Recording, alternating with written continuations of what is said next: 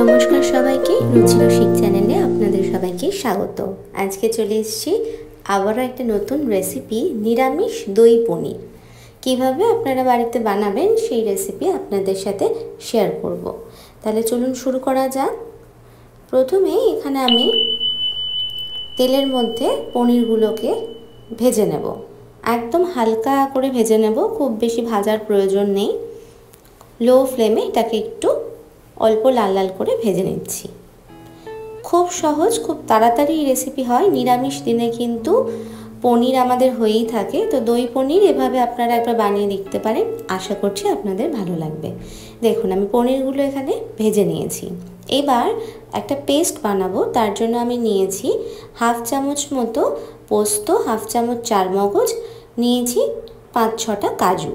এবার এগুলোকে আমি জলে ভিজিয়ে রেখেছিলাম, মিক্সিতে দিয়ে একটা পেস্ট বানিয়ে নেব।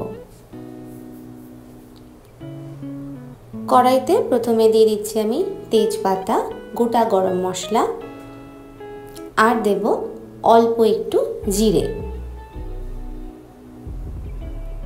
সবগুলোকে ভালোভাবে ভেজে নেব।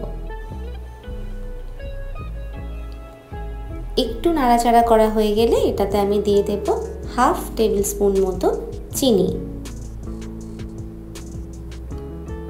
নিরামিষ এই রান্নাটা কিন্তু পনিরের একটু মিষ্টি মিষ্টি হয়, আপনারা আপনাদের স্বাদ অনুযায়ী মিষ্টিটা দেবেন। এবার সবটা নাড়াচাড়া করা হয়ে গেলে আমি এতে দিচ্ছি পরিমাণ মতো আদা বাটা।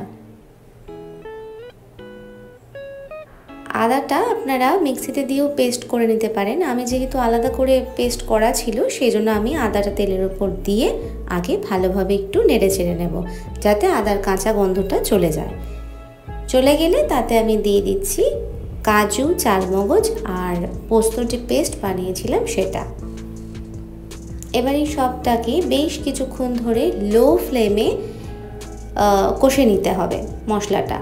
তবে এই সময় কিন্তু বারবার আপনাদেরকে নাড়তে হবে, কারণ কি কাজু থাকার জন্য কড়াইতে এটা কিন্তু লেগে যেতে পারে।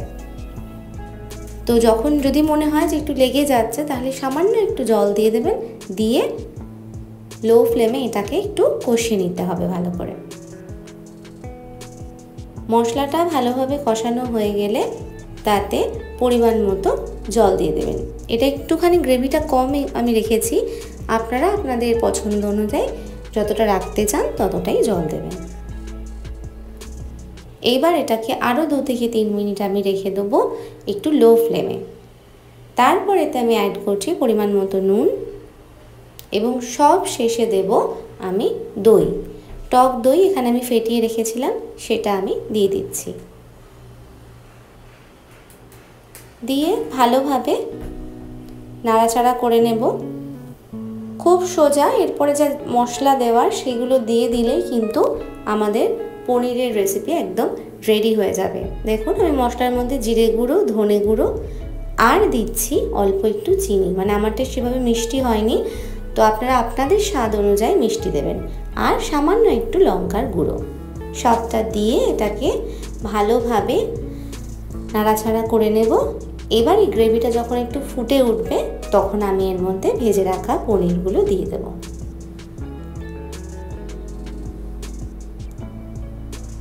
সবগুলো দিয়ে দিয়ে আরেকবার ফুটিয়ে নিলেই কিন্তু রেডি হয়ে যাবে আমাদের দই পনির।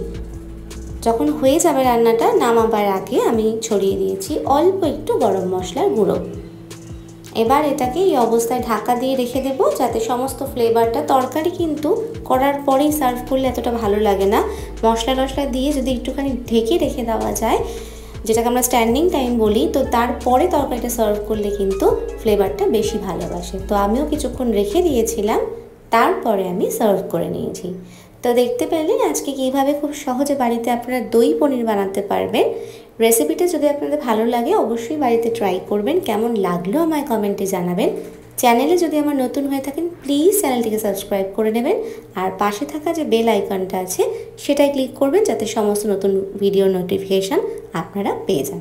দেখা হচ্ছে আবারও কোনো রেসিপি।